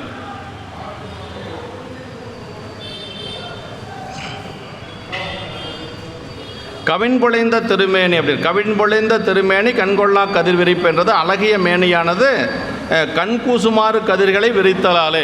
அப்படி நம்பிகளுடைய உடம்பை பார்த்தாவே கண்ணே கூசுமா, அவ்வளவு ஒரு அழகிய திருமேனி நம்பிகள் என்று சொல்லி சொன்னார். உலகம் உவப்ப வளன் ஏற்பு திரிதரு பலர்புகழ் ஞாயிறு கடற்கண்டாங்கு ஓவர இமைக்கும் சேன்விளங் கவிரொளி என்று சொல்லி திருமுருகாற்றுப்படையில் முருகப்பெருமானை சொல்லுவாங்க. திருமுருகாற்றுப்படையில் முருகப்பெருமானை என்ன சொல்லுவாங்க அப்படின்னா, உலகம் உவப்ப வளன் ஏற்பு திரிதரு பலர்புகழ் ஞாயிறு கடற்கண்டாங்கு என்று சொல்லி அப்படி ஞாயிற்று கோமையாக முருகப்பெருமானை சொல்லுவாங்க. அந்த மாதிரி ஒரு ஒளிப்பிழம்பு இப்போ இங்கே நம்பிகள் இடத்துல இருக்குது. சேன்விளங் கதிரொளி என்று சொல்லி திருமுருகாற்றுப்படை சொல்லுவது போல, விண்கொள்ளா பேரொளியான் கதிர் விரித்தலால் சூரியன் முதலிய பெரிய ஒளிப்பொருள்களின் ஒளிக்கெல்லாம் இடம் தந்திருந்த விண்ணும் இதை கொள்ள இடம் போதாது என்று சொல்லும்படி பாருங்க. சூரியனுக்கு இடம் கொடுத்திருக்கக்கூடிய விண்ணே இவருடைய அந்த உடம்பில் இருக்கக்கூடிய இந்த திருவொலிக்கு இடம் கொடுக்க முடியலையா, அவ்வளோ ஒரு பேரொளி நிறைந்த ஒரு நம்பிகள் என்று சொல்லி சொல்கிறாருங்க. அநேக கோடி இளஞ்சூரியர் விளங்குவது போன்ற ஒரு சோபை என்று சொல்லி அப்படி ஏகப்பட்ட எல்லா சூரியன் கோடிக்கணக்கான சூரியன் அப்படி சேர்ந்தது போல இந்த ஒரு ஒளி இருந்தது என்று சொல்லி எதிர்நோக்கம், அவர் நோக்கோடு இவர் நோக்கு பொருந்த நோக்கியதால் எதிர்நோக்கு என்று சொல்லி சொல்கிறாருங்க. வேட்கை நாணம் மடம் அச்சம் பயிர்ப்பை வழிந்தெழலும் என்று சொல்லி ஒரு பெண் நாயகனை பெறும் முறையிலே நாணம் முதலியவற்றை இழத்தல் இழுக்காகாது. அப்படின்னா இந்த நாளையும் இழந்ததுனால, வேட்கை நாணம் மடம் அச்சம் பயிர்ப்பு இதெல்லாம் இழந்ததுனால ஒரு பெண்ணுக்கு இழுக்காகாதா அப்படின்னா, நாயகனை கண்ணுறுகின்ற பொழுது அதை இழப்பது இழுக்காகாது என்று சொல்லி உரையாசிரியர் எழுதுகிறார். வேட்கை இல்லாமல் வேட்கைன்னா ரொம்ப விருப்பம் என்று சொல்லி இது எல்லா வகை விருப்பத்தின் மேலும் செல்லுமாயினும் இங்கு ஒருவனை ஒருத்தி விரும்பும் மன விருப்பமாகிய காதலின் மேல் நின்றதை குறிக்க எண்கொள்ளா காதலின் என்று சொல்லி சொல்கிறார்கள். முன்பு எய்தாத ஒரு வேட்கை, இதன் முன் இவ்விருப்பம் இவர் மனத்து நிகழ்ந்ததில்லை என்றதுனால இதுவரைக்கும் யார் மேலேயும் அந்த மாதிரி ஒரு எண்ணம் வந்தது இல்லை என்று சொல்லி சொல்கிறார். அடுத்த திருப்பாட்டு இப்போ தான் வந்து அந்த அம்மா பறவை நாச்சியாருடைய மனசில் அவருடைய அழகை பார்த்து முதல்ல என்ன நினைக்கிறாங்க அப்படின்னா, முருகப்பெருமான் தான் இப்படியெல்லாம் வந்திருப்பானா அப்படின்னு சொல்லி நினைக்கிறாங்க. அப்புறம் மறுபடியும் அவங்களே என்ன நினைக்கிறாங்க, இல்லை முருகப்பெருமான்லாம் அப்படி வரமாட்டார், அப்போ வேறு யாராக இருக்கோ, மன்மதனே இப்படி ஒரு உருவம் எடுத்து வந்திருப்பானோ என்று சொல்லி அம்மா நினைக்கிறாங்க. அப்படி மன்மதனெல்லாம் வந்தால் ஒரு அடியாருடைய மனசெல்லாம் அப்படி ஒன்றும் தெரியாது. அப்போ சரி வேறு யாராக இருக்கும் அப்படின்னா, விஞ்சயனோ தேவலோகத்திலிருந்து யாராவது அப்படியெல்லாம் வந்திருப்பாங்களா அப்படின்னு நினச்சாங்களாம். இல்லை அப்படி வந்தாலும் கூட என்னுடைய மனசு மாறாது அப்படின்னு சொல்லி கடைசியாக ஒரு முடிவுக்கு வராங்க. மின்னேர் செஞ்சடையன்னல் மெய்யரில் பெற்று உடையவனோ. அப்போ என்னுடைய மனசு மாறுது அப்படின்னா யாராக இருக்கும், சிவபெருமானுடைய திருவருள் பெற்றவனாக இருக்கும் அப்படின்னு முடிக்கிறாங்க இந்த பாட்டில். அதான் அந்த பாட்டுங்க. முன்னே வந்து எதிர் தோன்றும் முருகனோ பெருகொழியாள் தன்னேரில் மாறனோ தார் மார்பில் விஞ்சயனோ மின்னேர் செஞ்சடை அண்ணல் மெய்யருள் பெற்று உடையவனோ என்னே என் மனம் தெரிந்த இவன் யாரோ என நினைந்தார். என்னுடைய மனசை தெரித்த இவன் யாரோ என்று சொல்லி நினைக்கிறாங்க. கடைசியாக எங்கே முடிக்கிறாங்க, மின்னேர் செஞ்சடை அண்ணல் மெய்யருள் பெற்று உடையவனோ, இறைவனுடைய திருவருள் பெற்றவனாக இருக்குமா. ஏன்னா ஒரு அடியாராக இருந்தால் தான் என்னுடைய மனசு அப்படி மாறி இருக்கும், இல்லைன்னா கண்டிப்பாக மாறாது. அம்மா எப்படி முடித்தாங்க, அதே மாதிரி அம்மாவை பார்த்து நம்பிகள் என்ன நினச்சாரு, சிவன் அருளோன்னு முடித்தாங்க இல்லையா, அந்த அருளோடு இங்கே அம்மாவும் முடிக்கிறாங்க. இப்போ சிவபெருமானுடைய திருவருளுக்கு மேலே இன்னொன்று சொல்ல முடியாது. அதாவது அப்பர் சாமிகளுக்கும் ஞானசம்பந்த பெருமானுக்கும் 3 உவமைகள் சொல்கிறாரு சேக்கிழார் பெருமான். அருமையான ஒரு இடம் அது இல்லைங்களா? ஞானசம்பந்த பெருமானுக்கும் அப்பர் சாமிகளுக்கும் சந்திக்கிறது 3 முறை சந்திக்கிறதுக்காக 3 உவமைகள் சொல்கிறார் சேக்கிழார் பெருமான். முதல் சந்திப்பில் சீர்காழியில் 2 பேர்த்துக்கு உவமை சொல்லுகின்ற பொழுது, அருட்பெருகு தனிக்கடலும் உலகுக்கெல்லாம் அன்பு சரி கடலுமாம் எனவும் ஓங்கும் பொருட்சமய முதல் சைவநெறி தான் பெற்ற புண்ணிய கண்ணிரண்டு எனவும் இருட்கடு உண்டவர்தம் அருளும் உலகமெல்லாம் ஈன்றாள் தன் திருவருளும் எனவும் கூடி தெருட்கலை ஞானக்கன்றும் அரசும் செஞ்சடை வானவர் கோயில் சேர்ந்தார் அன்று. இதுதான் ஓமைங்க. அப்படின்னா அருட்பெருகு தனிக்கடலும் ஞானசம்பந்த பெருமானுக்கு உலகத்தில் இருக்கக்கூடிய அருளெல்லாம் ஒன்று திரண்டு ஒரு கடல் போல் வந்தால் எப்படி இருக்குன்னா ஞானசம்பந்த பெருமானை போல் இருக்குமா? அதுதான் அருட்பெருகு தனிக்கடலும். ஞானசம்பந்த பெருமானுக்கு இறைவனுடைய திருவருள் எல்லாம் ஒன்று சேர்ந்து வந்த மாதிரி ஞானசம்பந்த பெருமான் அங்கே இருக்கிறார். அப்புறம் நாவுக்கரசு பெருமானை சொல்கிறார் பாருங்க, அருட்பெருகு தனிக்கடல் உலகுக்கெல்லாம் அன்பு சரி கடலுமாம் எனவும் ஓங்கும். உலகத்தில் இருக்கக்கூடிய அன்பெல்லாம் ஒன்று சேர்ந்து வந்தால் எப்படி இருக்குது அப்படின்னா நாவுக்கரசு பெருமானை போல இருக்குமா? அப்படி இருக்கிறார் அவர். அப்புறம் 2வது ஓமை சொல்கிறாருங்க, ஒன்று அருட்கடல், இன்னொன்று அன்பு கடல். அருட்கடலுங்கிறது ஞானசம்பந்த பெருமான், அன்பு கடல் அப்படிங்கிறது நம்முடைய அப்பர் சாமிகள். 2வது ஓமை சொல்கிறாருங்க, ஒரு சைவ சமயத்துக்கு ஒரு உருவம் செய்கிறோன்னு வைங்களேன். அப்படி ஒரு உருவம் சமைச்சா அந்த உருவத்துக்கு கண்ணு காது மூக்கெல்லாம் வைக்கணும் இல்லையா? இருக்கிறதுலையே ரொம்ப உயர்ந்த ஒரு பொருள் எதுன்னா கண்ணு தாங்க. என்ன உறுப்பு வேணாலும் கொஞ்சம் குறைபாடு இருக்கலாம், ஆனால் கண் இல்லாமல் நம்ம இருக்கவே முடியாது இல்லையா? இன்னொன்று என்னென்னா, நமக்கு இருக்கக்கூடிய அங்கங்களில் நமக்கு இருக்கக்கூடிய பொறிகளில் சென்று பற்றக்கூடிய ஆற்றல் கண்ணுக்கு மட்டும்தான் இருக்குது. இப்போ காது வர்றதை மட்டும்தான் கேட்கும், மூக்கு வர்றதை மட்டும்தான் நுகரும், வாயு ஏதாவது கொடுத்தா தான் சாப்பிட முடியும், நம்ம உடம்பு ஏதாவது பட்டாதான் உணர முடியும். ஆனால் கண்ணு மட்டும் என்னென்னா எவ்வளோ தூரத்தில் இருந்தாலும் சென்று பற்றக்கூடிய ஆற்றல் கண்ணுக்கு மட்டும் உண்டு. ஏன் அந்த ஓமை சேக்கிழார் பெருமான் சொன்னார் அப்படின்னா, இந்த 2 பேரும் தான் ஆலயங்கள் தோறும் சென்று நம்முடைய சைவ சமயத்தை பரப்பிய பெருமக்கள். அன்றைய காலகட்டத்தில் சமண இருள் சூழ்ந்திருந்த ஒரு காலம். இவங்க 2 பேரும் தான் எல்லா ஆலயங்களும் சென்று முதல்ல சைவத்தை வளர்த்த பெருமக்கள் இவங்க. அதை சென்று பற்றி அந்த பரப்பியதுனால அந்த ஓமை சொல்கிறாருங்க. அதான் சொல்கிறார் பொருட்சமய. அது ரொம்ப முக்கியம். பொருட்சமயங்கிறது என்னென்னா, எல்லா சமயத்துக்கும் பொருளாக இருக்கக்கூடியது சைவ சமயம். ஆமாம், எல்லா சமயத்தினுடைய கருத்துக்களையும் உள்ளடக்கியது சைவ சமயம். ஆனால் இது எதுலேயும் அடங்காது. அப்படி எல்லா சமய கருத்துக்களையும் உள்ளடக்கியது நம்முடைய சைவ. அதான் பொருட்சமய முதல் சைவ நெறி தான் பெற்ற புண்ணிய கண்ணிரண்டு. 2 கண்ணு சொல்லிட்டார். அடுத்த ஓமை 3வது ஓமை சொல்கிறார் பாருங்க. அதாவது முதல்ல அருட்கடல் அன்பு கடல்னாரு, அதற்கடுத்து சைவ சமயத்தினுடைய 2 கண்கள் அப்படின்னாரு. 3வது ஓமை சொல்கிறார் பாருங்க, இருட்கடு உண்டவர்தம் அருளும் அப்படின்னாரு. இருட்கடு உண்டவர்னா ஆலகால விஷத்தை சாப்பிட்ட சிவபெருமானுடைய திருவருளை போல யார் இருக்கிறார்? ஞானசம்பந்த பெருமான் இருக்கிறார். அப்புறம் சொல்கிறார், உலகமெல்லாம் ஈன்றாள் தன் திருவருளும் எனவும் கூடி.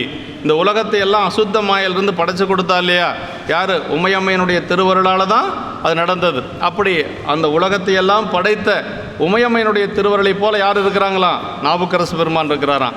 அப்போ முதல் ஓமை என்ன சொன்னார்? அருட்கடல் அன்பு கடல்னாரு. 2வது ஓமை சைவ சமயத்தினோட 2 கண்கள்னாரு. 3வது ஓமைக்கு எங்கே போயிட்டார்? சிவபெருமானுடைய திருவருள், உமையம்மையினுடைய திருவருள். அதுக்கு மேலே ஓமை சொல்ல முடியாது.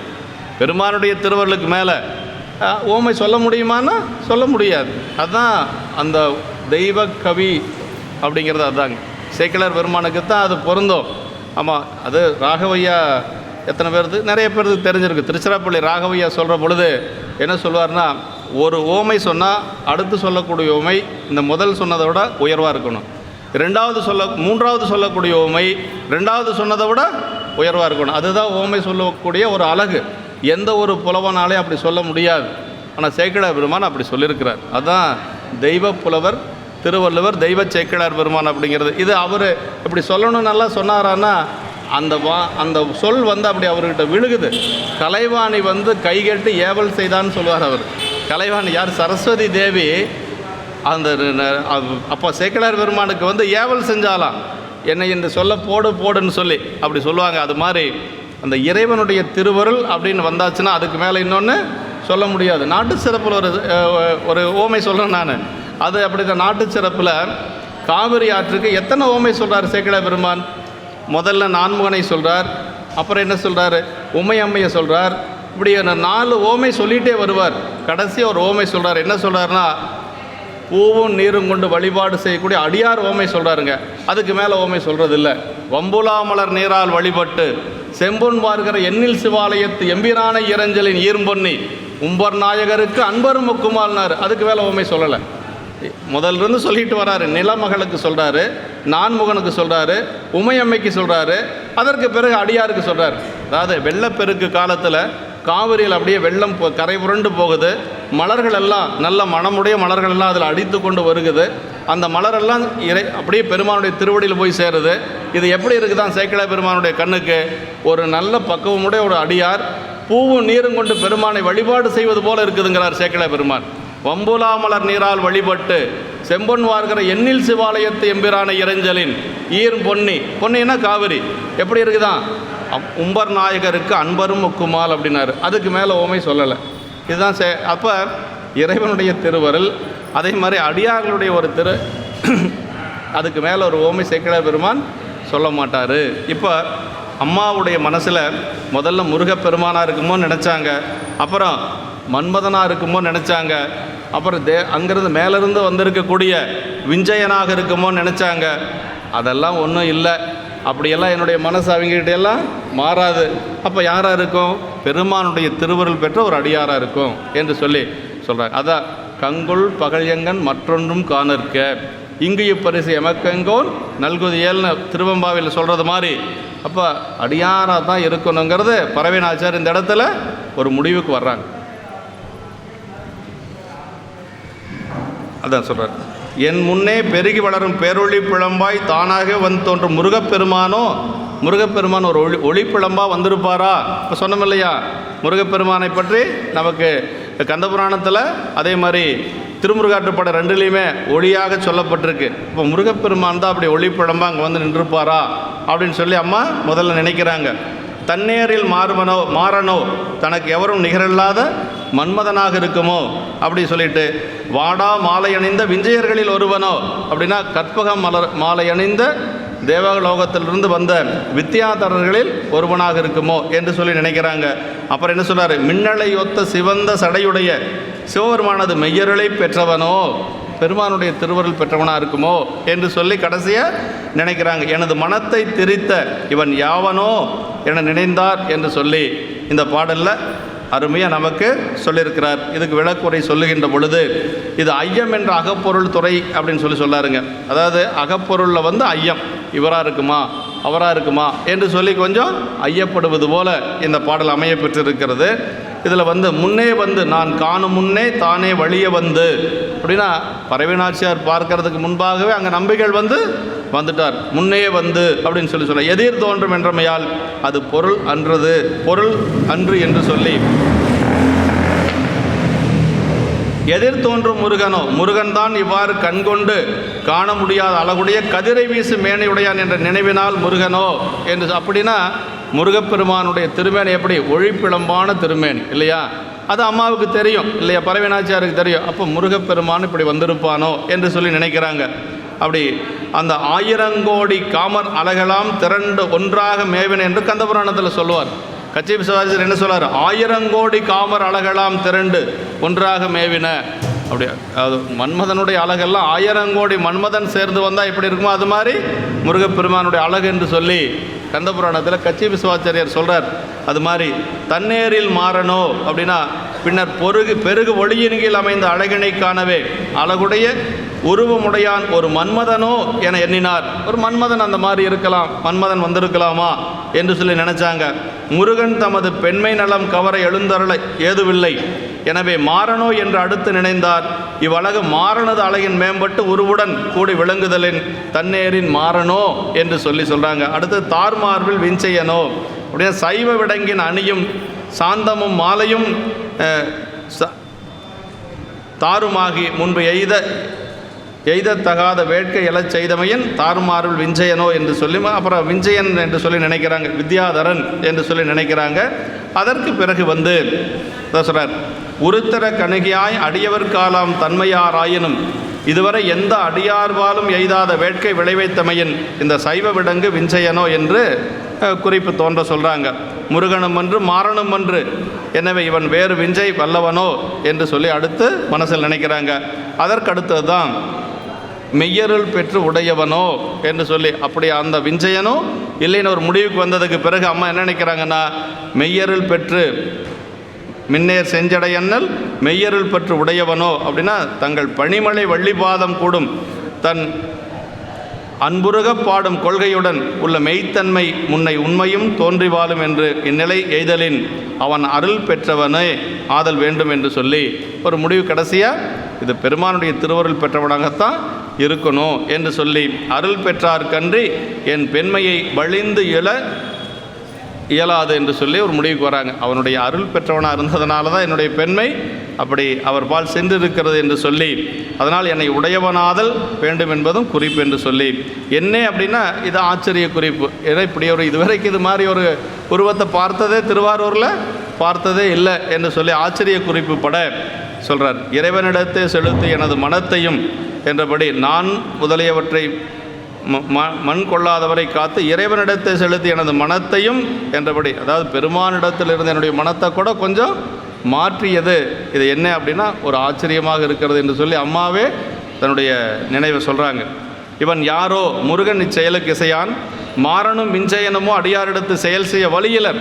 அது சொல்கிறாங்க பாருங்கள், மன்மதன் அடியார்களிடத்துல எல்லாம் அந்த மாதிரி வழி செய்து செய்ய முடியாது, அதே மாதிரி வித்யாதரர்களும் அது மாதிரியெல்லாம் செய்ய முடியாது அப்படின்னு நினச்சிட்டு, அதற்கு பிறகு அவன் ஆதலின் அருள் பெற்றுடையார் ஒருவரே ஆதல் வேண்டும் என்று சொல்லி சிவபெருமானுடைய திருவருள் பெற்ற ஒரு அடியாராகத்தான் இருக்க வேண்டும் என்று சொல்லி கடைசியாக அதை சொல்கிறார். ஆயன் இவர் இன்னார் என்ற துணிவு பெற மாட்டாமேன் யாரோ என்றார் என்று சொல்லி, ஒரு நாயகரை ஆயின் ஒரு தலைவியை கண்டு காதல் கொள்ளும் தலைவன் அவளை பிறர் நாயகி போன்றால் என கருதல் தகாது. அதாவது இதில் என்னென்னா, இப்போ இந்த அம்மா முருகன் சொல்லலாம், மாறன்னு சொல்லலாம், இந்த மாதிரியெல்லாம் சொல்லலாம். ஆனால் இவர் ஒரு தலைவியை கண்டு காதல் கொள்கின்ற தலைவன் இவங்களுடைய வேறொருத்தருடைய நாயகியை அந்த மாதிரி ஓமை சொல்லக்கூடாது.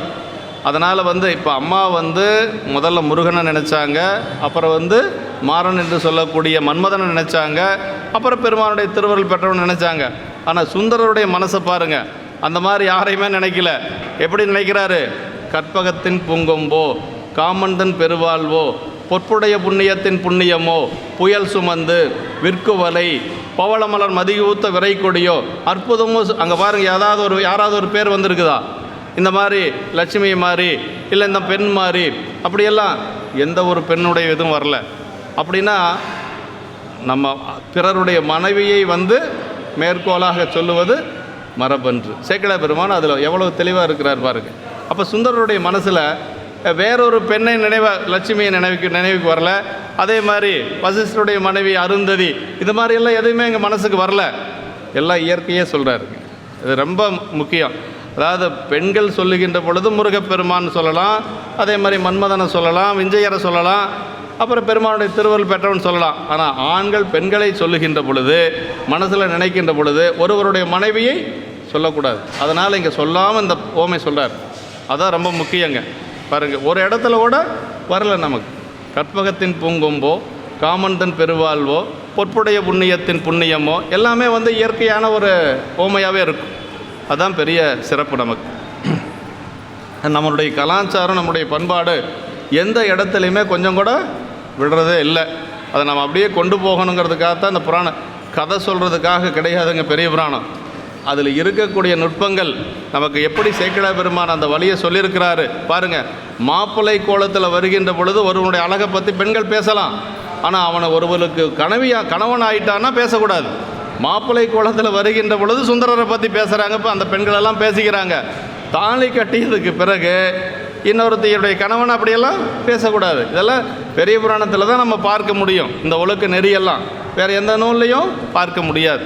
அதனால தான் பெரிய புராணம் உயர்ந்து நிற்பதற்கு காரணம். எல்லாம் இருக்குது. அதில் வீரம் இருக்குது, அன்பு இருக்குது, காதல் இருக்குது, கணவன் மனைவியினுடைய ஒரு கற்பு நெறி இருக்குது, குழந்தைகள் எப்படி இருக்கணும் பெரிய புராணத்தில் இருக்குது. நல்ல தாய் தந்தையர் ஏவ இதை நான் செய்ய பெற்றேன். திருநாவுக்கரசு இந்த அப்பூதி நாயனாருடைய புராணத்தில் குழந்தைய போய் இலையறுத்துட்டு வா அப்படின்னு சொன்னால் அந்த குழந்தை எப்படி சொல்லிட்டு போகுது? நல்ல தாய் தந்தையர் ஏவ இதை நான் செய்யப்பட்டேன். இதெல்லாம் நம்ம குழந்தைகளுக்கு பெரிய புராணத்தில் சொல்லப்பட்டிருக்கக்கூடிய ஒரு உண்மைகள். அப்புறம் இலை எப்படி போடுறது நிறைய பேர்த்துக்கு ஒன்றும் தெரியாது. இலை எப்படி போடுறது நிறைய பேருக்கு தெரியாது. சேக்கிழார் பெருமான் அப்போவே சொல்லியிருக்கிறார் அப்போது நாயனார் புராணத்தில், ஈர்வாய் வலப்புறம் மரபில் வைத்தார் அப்படின்னாரு. அறிஞ்ச பகுதி வலது பக்கம் வரணும். எத்தனை பேர்த்துக்கு தெரியுங்கிறீங்க? நிறைய பேர் மாற்றி தான் போடுறாங்க. நல்ல சாப்பாடு செய்வாங்க, நல்ல பலகாரமெல்லாம் வைப்பாங்க, ஆனால் இலை போட தெரியாது நிறைய பேர்த்துக்கு. ஆனால் சேக்கிழார் பெருமான் அதை சொல்லியிருக்கிறார். அத்தனை அறங்களும் அத்தனை ஒழுக்கங்களும் சொல்லப்பட்ட ஒரு நூல் பெரிய புராணம். அதை தான் நம்ம பார்க்கணும். கதை வேணும்னா ஒரு 10 ரூபாய் வாங்கி கொடுத்து புத்தகத்தை வாங்கி கதையை படிச்சுட்டு போயிடலாம். சிவக்குனி ஐயா 20 ஆண்டுகள் உரை செய்திருக்கிறார். இது அப்படின்னா அவர் எவ்வளோ யோசனை பண்ணி நம்மளை எல்லாம் திருத்தறதுக்காக அவர் வாழ்க்கையவே அவர் இதுக்காக செலவு செஞ்சுருக்கிறாருங்க. சிவக்குனியை வேறு என்ன செஞ்சார்? உரை தான் எழுதினார். இந்த உரைக்காக அத்தனை ஆண்டுகள் அவர் தவம் இருந்து செய்திருக்கிறார். அப்படின்னா ஏதோ இந்த சமுதாயத்துக்கு கொடுக்கணும்னு நினைக்கிறாங்க பெரியவங்க. அதை நம்ம வாங்கிக்கிறதுக்கு தயாராக இருக்கணும். ஆமாம், எந்த இடத்துலையுமே இடர்பாடே இல்லைங்க. பெரிய புராணத்தில் இடர்பாடுங்கிற இடமே கிடையாது. இயல்பகை நாயனார் புராணத்தில் எல்லோரும் இடர்பாடாக சொல்லுவாங்க.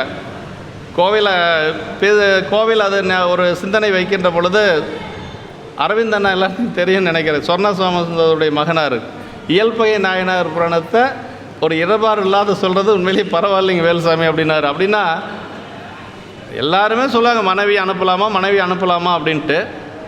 அதுக்கு காரணம் இருக்குது, அங்கே பெரிய புராணத்தில் சொல்லப்பட்டிருக்கு. ஆரம்பத்திலேயே சொல்லிடுறாரு, உலகியல் பகையார் அப்படின்றாரு.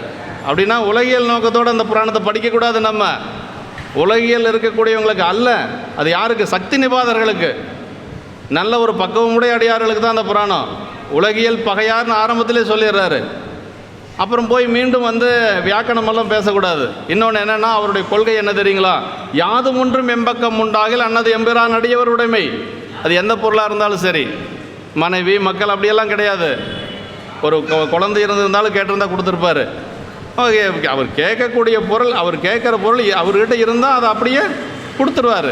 அதுதான் அவருடைய கொள்கை. யாதும் ஒன்றும் எம்பக்கம் உண்டாகில் அன்னது எம்பிரான் அடியவர் உடைமை. மனைவியை கேட்டார், கொடுத்துட்டாரு.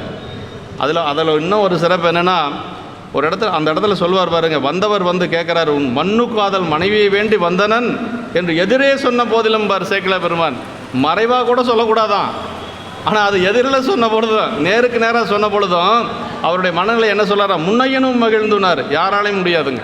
முன்னையனும் மகிழ்ந்து. வந்தவங்க மனைவியை கொடுன்னு கேட்டால் முன்னையனும் மகிழ்ச்சி வருமா? அப்படி வந்திருக்குதுன்னு என்ன அர்த்தம்? உலகியலை வென்றவர்கள் அவங்க எல்லாம். சிறுத்தொண்ட நாயனார் பணத்தில் அப்படி தான் சொல்கிறார் சேக்கிழார் பெருமான்.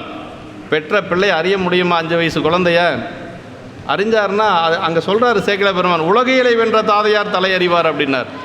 உலகியலை வென்ற தாதையார் அப்படின்னா நம்ம உலகியல் நோக்கத்தோடு பார்க்கக்கூடாது. அந்த சரிதத்தை புரிஞ்சுக்கிற அளவுக்கு நமக்கு இன்னும் அறிவு வரல. அதனால் நம்ம அதை எதையும் சொல்லிட்டு இருக்கிறோம். பட்டிமன்றத்தில் பேசுகிறவன் பொழந்து கட்டுவான். அவனுக்கு இன்னும் அதை புரிஞ்சுக்கக்கூடிய அறிவு அவனுக்கு இல்லை, அந்த பக்குவம் இல்லை. அதுதான் உண்மை. சேக்கிழார் பெருமானுடைய மனநிலையும் நம்ம புரிஞ்சுக்கணும் முதல்ல. அதாவது வள்ளுவ பெருமான் சொல்கிறார் இல்லைங்களா, செயற்கரிய செய்வர் பெரியர், சிறியர் செயற்கரிய செய்கலாதார். பெரிய புராணங்கிறது புராணத்தினுடைய பெயர் திருத்தொன்ற புராணம் தான். நம்மால் செய்ய முடியாத செயல்களை செஞ்சதுனால தான் அதுக்கு பெரிய புராணம்னே பேர். கந்த புராணம் 10,200 பாட்டு, மகாபாரதம் 10,000 பாட்டுக்கு மேலே. ஆனால் பெரிய புராணம் 4,286 பாட்டு தான். ஆனால் இதுக்கு தான் பெரிய புராணம்னு பேர். அதுக்கெல்லாம் பெரிய புராணம் பெயர் இல்லை. யாராலும் செய்ய முடியாத அரிய செயல்களை செய்தவர்கள் நம்முடைய நாயன்மார்கள். அவங்களெல்லாம் நாம் சாதாரண நோக்கத்தோட மனிதர்கள் அப்படிங்கிற நோக்கத்தோடு பார்க்கவே கூடாது. ரொம்ப பெரியவங்க அவங்கெல்லாம். பெருமான் மீது எவ்வளவு அன்பு இருக்குதோ அதே அளவு கொஞ்சம் கூட குறையாத நாயன்மார்கள் மேலே இருக்கணும் நமக்கு. அப்போ தான் இந்த சரியத்தை புரிஞ்சுக்க முடியும். ரொம்ப ரொம்ப நம்ம பெரிய புராணத்தை புரிஞ்சுக்கிறது அப்படிங்கிறதுக்கே ஒரு தனி அறிவு சாமி நமக்கு கொடுக்கணும் என்று சொல்லி, இப்படி அந்த உருத்தர கணிகையராய் அடியவர்க்கு ஆலாம் தன்மையராயினும் இதுவரை எந்த அடியார் வாழும் எய்தாத வேட்கை விளைத்தமையின் இந்த சைவ விடங்கு விஞ்சையனோ என்று சொல்லி முதல்ல நினைக்கிறாங்க. அப்புறம் மெய்யருள் பெற்று உடையவனோ, தங்கள் பணிமலை வள்ளிபாதம் கூடும் தன் அன்புருக பாடும் கொள்கையுடன் உள்ள மெய்த்தன்மை முன்னை உண்மையும் தோன்ற வாழும் என்று சொல்லி சொல்கிறார். என்னன்னா ஆச்சரிய குறிப்பு, என்ன ஆச்சரியமாக இருக்கிறது, இதுவரைக்கும் என்னுடைய மனம் தெரியாத மனம் இப்பொழுது தெரிந்திருக்கிறது என்று சொல்லி கொஞ்சம் அம்மா வந்து பறவை நாச்சியார் கொஞ்சம் ஆச்சரியப்படுறாங்க. இவன் யாரோ என்று சொல்லி, ஒரு தலைவியை கண்டு காதல் கொள்ளும் தலைவன் அவளை பிறர் நாயகி போன்றால் என கருதுதல் தகாது. அந்த மாதிரி இருக்கிறாரு, அந்த மாதிரி இருக்கிறாங்க, இந்த மாதிரி இருக்கிறாங்கன்னு அவர் வந்து சொல்லவே இல்லை. ஆமாம், அதுக்கு என்ன காரணம்னா பிறருடைய மனைவியை அந்த நாயகியை போல் இருக்கிறான்னு சொல்லுவது தவறு என்று சொல்லி சொல்கிறாங்க. அப்படி உதாரணம் சொல்லவே கூடாது. கற்பகத்தின் பூங்கொம்போ என்ற நம்பிகள் நினைத்தமைக்கேற்பவே பூத்தல் ஒளிந்து பால்பட்டு கிடந்த அதனை பூக்கச் செய்த குடியேற்றிய முருகனோ ஆதலால் என்று சொல்லி சொல்கிறாருங்க. அவர் அறியேன் என்றபடி இவர் யாரோ என்றார். இப்போ சுந்தரமூர்த்தி சாமிகள் அறியேன்னாரு. இப்போ அம்மா என்ன யாரோ என்று சொல்லி, அதாவது இதில் வந்து நம்பிகள் வந்து அம்மாவை என்ன நினைச்சாரு, கற்பகத்தின் பூங்கொம்போன்னு முதல் ஊமை முதல் வந்து அப்படி நினைக்கிறாங்க. பறவை நாச்சியார் என்ன நினைக்கிறாங்க, முன்னே வந்து எதிர் தோன்றும் முருகனோன்னாங்க.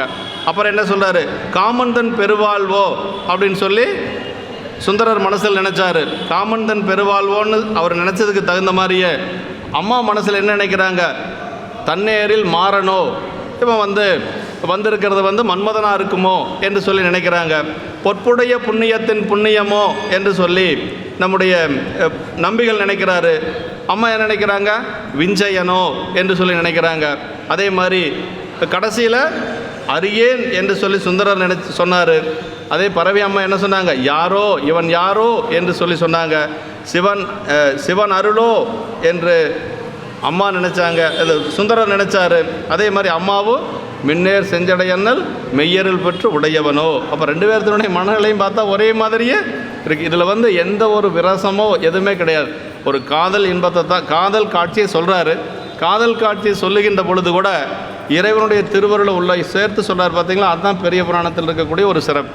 இப்போ காதல் உணர்வு தான் சொன்னார், ஆனால் அதில் எங்கே எப்படி கொண்டு வந்தார், பெருமானுடைய திருவருளோடு சேர்த்து சொல்லப்பட்டிருக்கு. அது ஒரு பெரிய சிறப்பு. இப்படி அறியேன் என்று சொல்லி அவர் யாரோ என்று சொல்லி சொல்கிறாரு.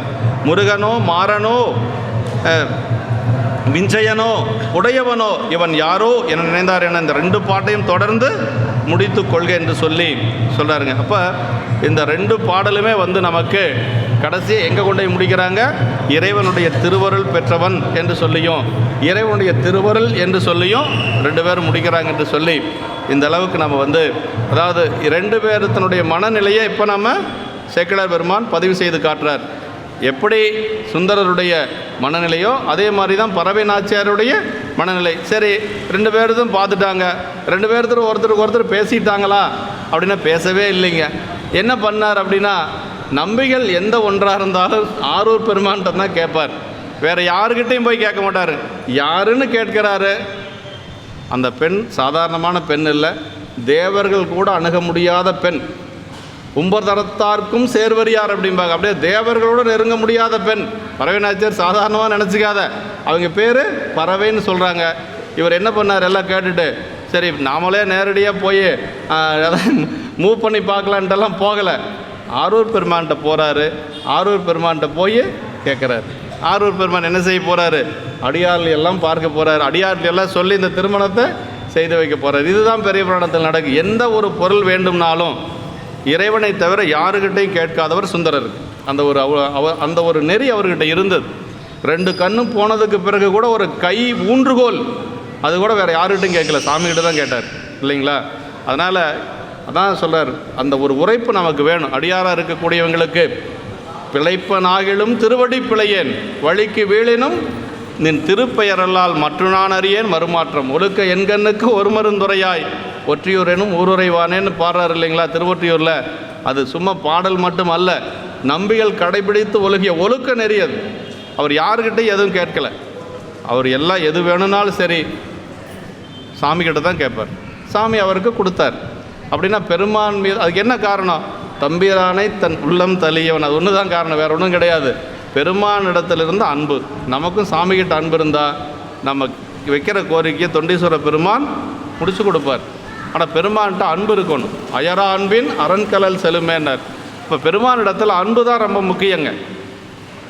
என்று சொல்லி இந்த அளவுக்கு நாம் ஒன்று நிறைவு செஞ்சுக்கலாம். என்றும் இன்பம் பெருகு முயல்பினால் ஒன்று காதலித்துள்ளமும் ஓங்கிட மன்றுளார் அடியார் அவர் வான்புகழ் நின்றதெங்கும் நிலவி உலகலாம். வான்முகில் வளாது பெய்க மலிவளம் சுரக்க மன்னன் கோன்முறை அரசு செய்க குறைவிலாது உயிர்கள் வாழ்க நான்மறை அறங்கள் ஓங்க நற்றவம் வெள்ளி மல்க மேன்மைகொள் சைவநீதி விளங்குக உலகமெல்லாம் மேன்மைகொள் சைவநீதி விளங்குக உலகமெல்லாம் மேன்மைகொள் சைவநீதி விளங்கு உலகம்.